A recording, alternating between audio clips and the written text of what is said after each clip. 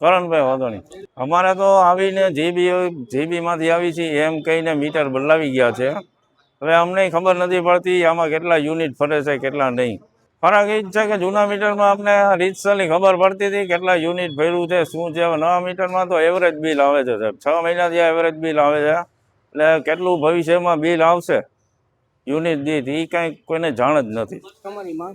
અમારી માંગ તો એ જ છે કે ભાઈ જૂનું જે હતું એ પાછું લગાવી જાય તો સારું. શામજીભાઈ રવજીભાઈ શેખવા. એ બાબતે તો એટલું એમ જ કહીશ કે ભાઈ તમે જે નવા સ્માર્ટ મીટર લગાવી જાઓ છો તો ભાઈ શા કારણે લગાવી જાઓ છો?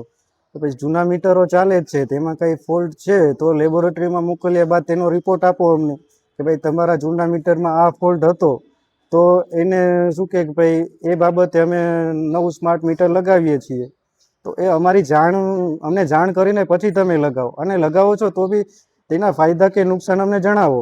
આ ઘણો તફાવત છે કે ભાઈ જૂના મીટર જે બિલ છે તેમાં પર યુનિટનો ભાવ શું કે ભાઈ 8 થી 9 રૂપિયા આવતો, અને જે નવા બિલ છે તેમાં 12.5 થી 13 રૂપિયા યુનિટનો ભાવ આવે છે.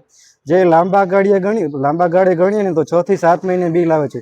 તો 6 થી 7 મહિનાનો ગાળો ગણીને ચાલીએ તો છે ને બિલ એવરેજ શું કે ભાઈ 4 થી 5 ગણું વધીને આવે. કે ભાઈ અત્યારે 1000 રૂપિયા બિલ આવતું હોય તો 6 થી 7 મહિનાનું ગણીએ ને તો એ 7 ગણું વધીને આવે.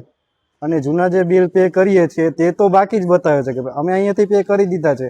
અમારી પાસે હિસ્ટ્રી બી હોય કે ભાઈ ઓનલાઈન બતાવતા હોય કે ભાઈ તમે બિલ પે કર્યું છે, કે ભાઈ PGVCLની ઓફિસેથી પે કર્યો હતો તો એની રિસિપ્ટ અમારી પાસે હોય.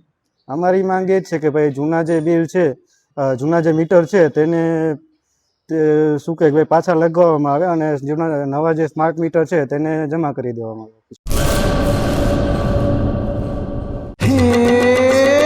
સોનાનો સૂરજ ઉગ્યો રે ખેતરમાં, સાગર લક્ષ્મી બાજરી બિયારણ.